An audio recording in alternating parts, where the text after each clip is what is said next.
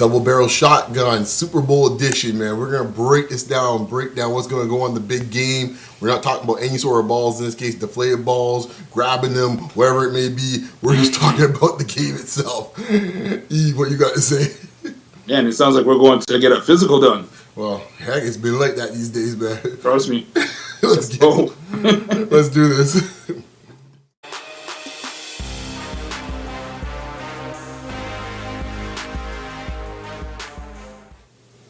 So this is our Super Bowl edition. We're talking strictly football, keeping it on the gridiron, talk about that pigskin.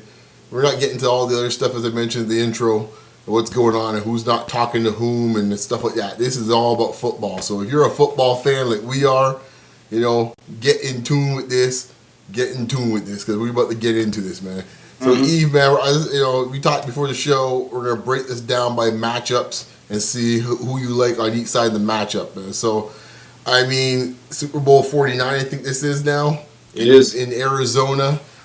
Seattle's defending. New England, of course, have been there 5 times before, trying to go 4-2. So, or will they be 500? But we'll go through the matchups, and then we'll kind of pick our winners and who we like in the game. So, first matchup.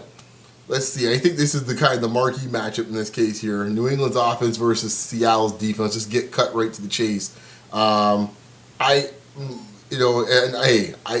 say already. I already said so on the show before. I love me some Seahawks. So, I'm saying this, and I'm trying to be as unbiased as possible with this. It's gonna be hard in some ways, but I think when I look at this truly from an objective lens, I think New England's gonna have issues moving the ball because I don't think in this case Brady's arm is strong enough to beat that secondary. I think they're gonna force him to throw deep. Wow. Okay. I think the key matchup is very simple in terms of offense versus defense. Gronkowski's going to be the key. He's the table setter for that New England offense. I think that as well. The running game is going to have to play a key as well. But I think, as you just said, for Brady to have real success against this defense, I think that he's going to have to, they're going to have to do the things where they move Gronk around. Mm-hmm. I don't think, I love Cam Chancellor, but this is going to be very interesting how they play him. Are they going to play him straight up? Exactly. Or are they going to come and do some little disguising with him? Exactly, because my theory is I think they're going to double him. I think they're going to put one of the linebackers on Wagner or somebody, and they're going to have Chancellor rolling up top on him. Mm-hmm. That's my thing. Because that's why I say it's coming down these corners. Because if these corners can play the receivers, which I think they can play, New England's receivers straight up. It does depend. I'll say this though: if they're gonna do that, because if you talk about the two corners, there's no doubt that Seattle has that advantage. But when it gets down to the third or the fourth corner on the field, if they do the 5 wide or they do stuff like that, that might be pretty interesting. I'll take my chances. Yeah, take your chances. I don't fear New England's receiving core. I don't, but I just think that there's ways that you can. Well, let's put it this way: New England, in some ways, is very much a blueprint of what happened last year with Denver. A lot of small receivers. True. And a big tight end in this case is a threat. Right. If anything, Denver had one element they don't really have, which is a deep threat on receiver way, which was Thomas. Right. And they couldn't get the ball down the field. Brandon LaFell is not putting the fear of God in me in this case when I see him coming down the field. So if that's the case, I think they're going to literally put the wood on anybody. Edelman, whoever it may be. I mean, LaFell. Edelman or the Amendola. You better hope he can make it through the game. He catches one finger. You're right. He might not be able to make it through the game. We'll see. Yeah, exactly. So I think they're going to put the wood on those guys from early to set that tone. And I think it's going to get guys real nervous in this case of holding on to that ball. I'll say this, though. It's like when I look at it, I just think that they're going to kill the running game because New England's offensive line, as everybody might think that, because they run the ball and they're so, they're not really that hot. You know what I mean? You're right, and that's the one I think that I kind of see that a little different. I know they're not great, but I think they're good enough. And I think because Seattle's front seven to hold off a pass rush, though. Well, you see, that's the thing. It comes down to what the down yardage is, right? Because if they're going like 3rd and 4 every time, then I don't care who you are. Any half decent quarterback, you're gonna have success, right? And that's my only concern is that will they try to play an old fashioned Giants type of philosophy, got the big running back and try to run it down Seattle's throat. which was what Dallas did to beat them earlier in the year. Right. That is the recipe. San Francisco, when they've had their success, is like, yo, we're running gore down your throat. Mm-hmm. That's the one thing that's always giving Seattle problems. Right. If you're going to do it straight up, exactly. Up. Even right. St. Louis in this case is always going to probably right. St. Louis that big O-line. Yeah. They run that ball down Seattle's throat. Because Seattle's built off of speed.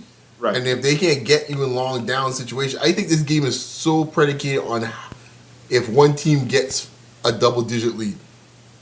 I agree. Some games you could, 12, 10, 11 points, it's not going to dictate things as much. You think another team has the capability to come back.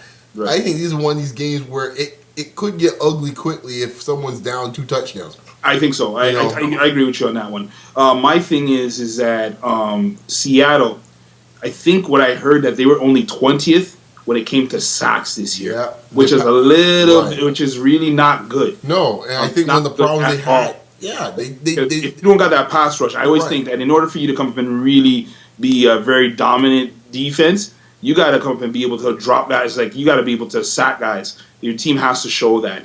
And of you being 20th, I mean, good overall in terms of number-wise, yard-wise, and stuff like that. Yeah, bend don't break type defense, right? Yeah, this year, that's the one part that surprised me a little bit. Last year, they were more explosive. They were making plays and scoring touchdowns. I think one of the problems they have is that if you're able to run on them enough, you can keep them off balance that their pass rush is not going to come. If it's 3rd and 7 or longer, well, watch out. It's going to get ugly. Then their speed comes into play. It's going to get real ugly.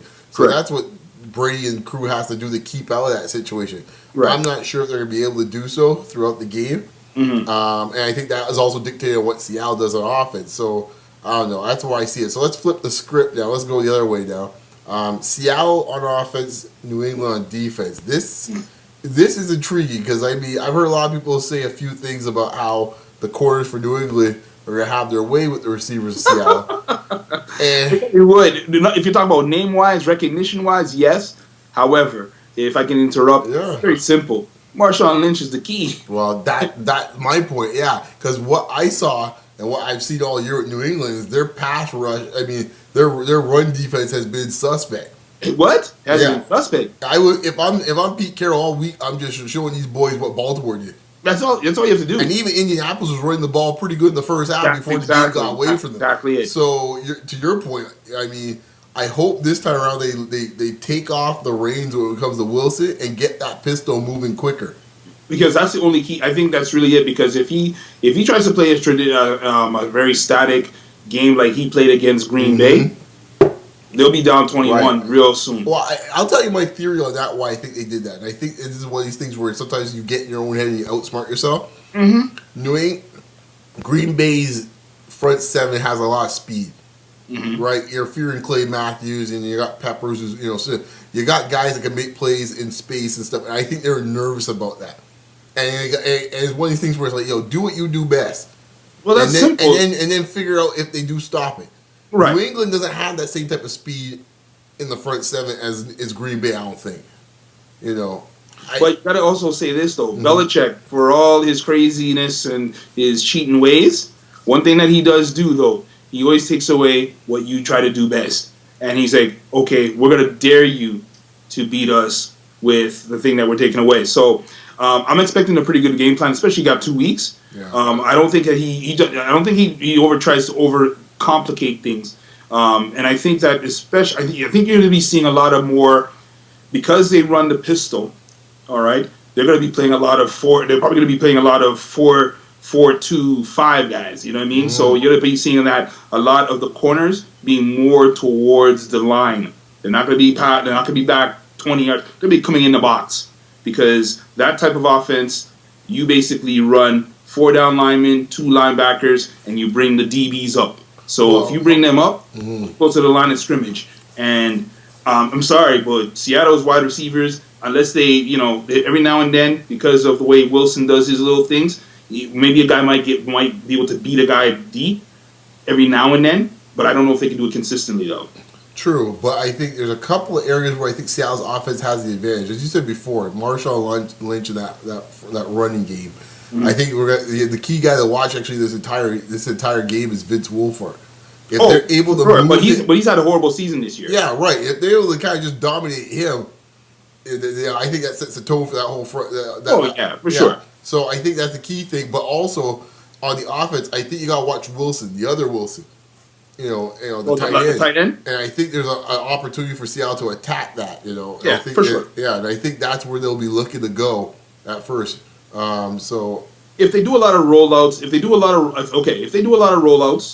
I think that's going to be helpful, especially to Wilson, the quarterback, because that elusiveness is going to come and play some havoc. Because there's going to be some spy. Right. New England's going to be doing the spy. The guy that you need to watch out, also especially with New England, is I think his last name is Collins, the young linebacker, who's a very good pass rusher too, but he's also great in coverage. So they're probably going to put him spying on Wilson a lot. So just as you said, when they do a lot of bootleg, play action, stuff coming off rollouts, Wilson, the tight end, is going to be key for them too. Right. No, for sure. So let's move over to the special teams now. Let's take a look at that. Now, I think with the special teams, like Seattle usually, traditionally is usually a good special teams team. I don't know what happened this year.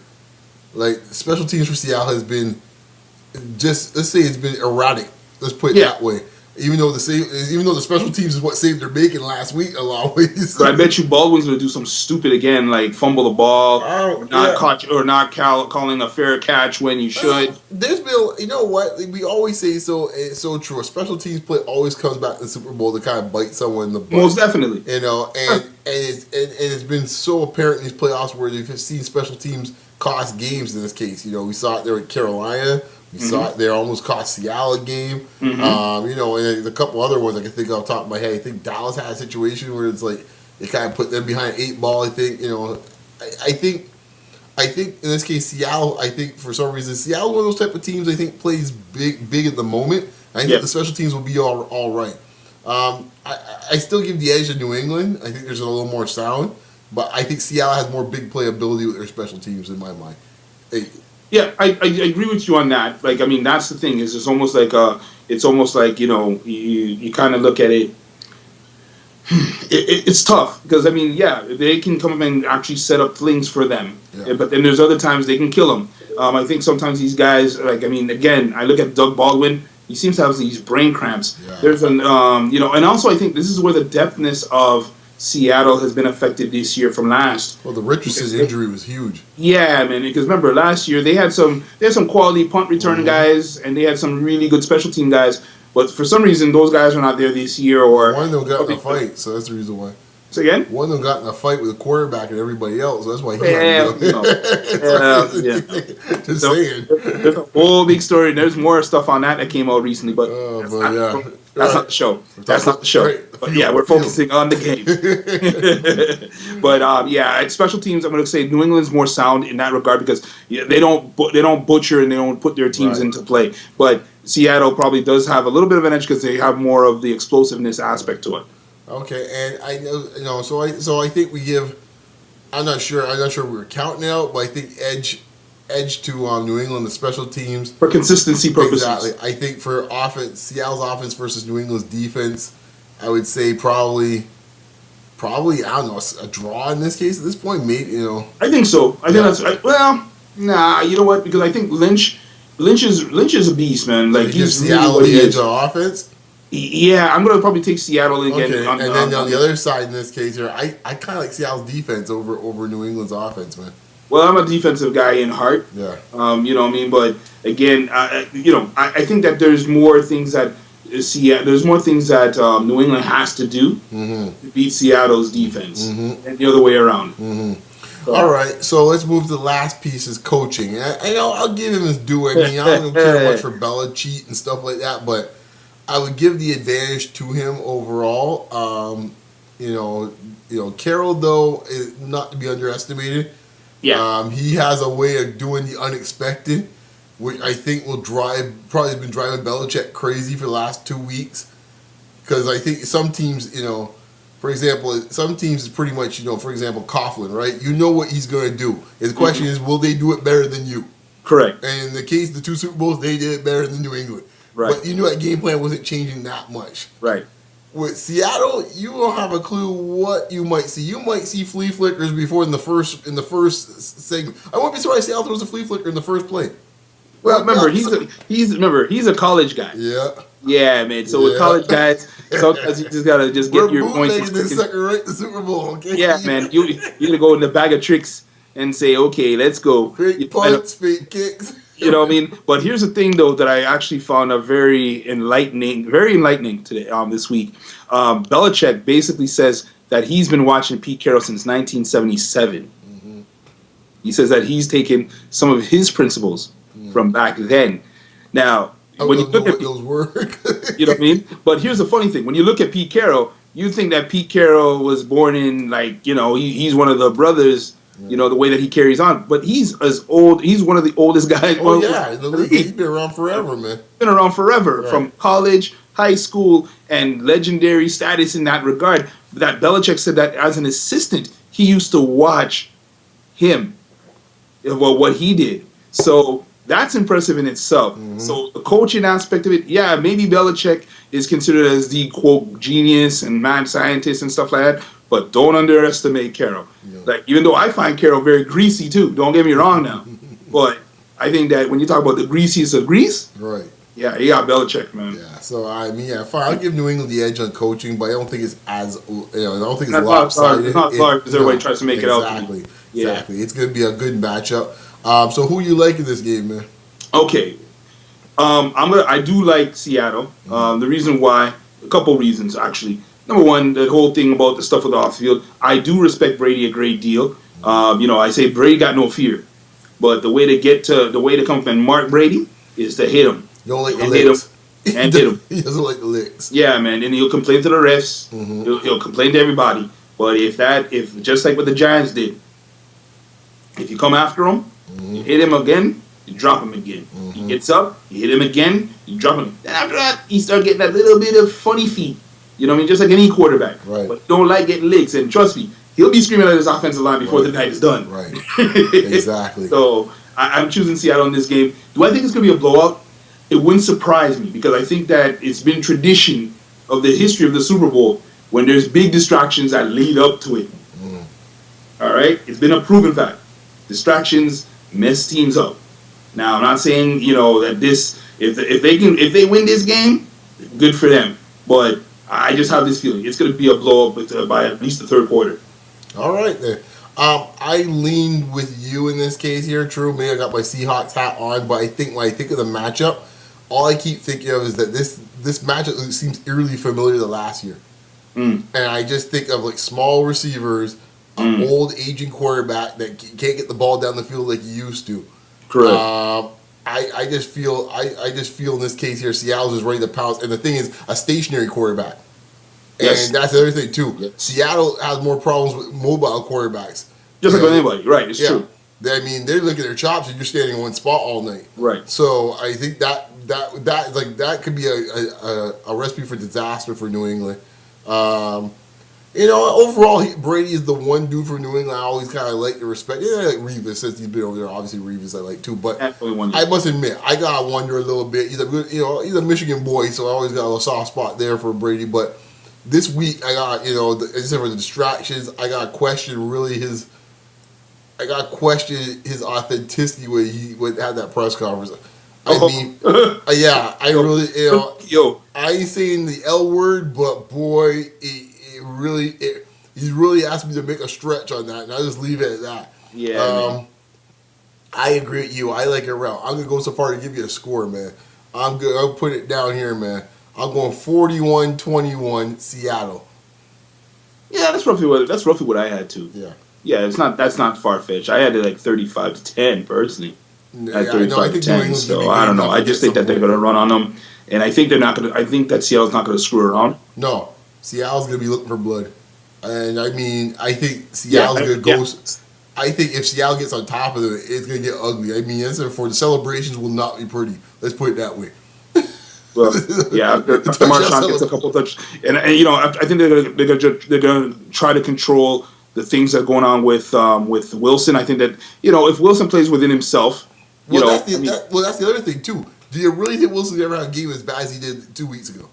He shouldn't have. Right. So let's put it. So if you think there's a lot, I'll be surprised if he plays bad. right? So I expect him to play well. So if that's the case, that's already half the equation. And Lynch is always going to be there. So to me, that if I'm New England, like, okay, well, he got that bad game out of his way, like, and he seems to be playing best at the biggest moment. So we'll see. And I mean, Brady's been all right, but I don't think he's been great so far in these playoffs, and in the last couple of years in the postseason. But we'll see how it plays out, man. It's gonna be some fun. I look forward to you coming by. You're coming by my place. Who knows? Maybe we'll do a little something on video quickly and post it and say what we think right after the game or something. Who knows? Yeah, man, that'll be cool. That'll be cool, man. We might do a quick little post wrap up of this thing, man. Anyways, folks, man, we'd love to hear what your picks are. Who you got? If you're bold to give us a score, please do so, man. Make your comments below, like above, and the subscribe button. And we love the support you guys are giving us, man. Yeah, man, we appreciate that. It's been real cool. Exactly. And next week we will have a show, which will be like a post wrap up. We'll discuss the plans for this show. Moving forward, obviously, since the football season is coming to an end. So we'll give you all that stuff coming next week. And hey, man, it's been a slice so far, and we're looking forward to a good game, man. Take it easy. Oh yeah, where can the good folks find you? Folks can find me at Y Charlem. And you can find me at Beyond Locker Room, short form RN, man. Take care, guys.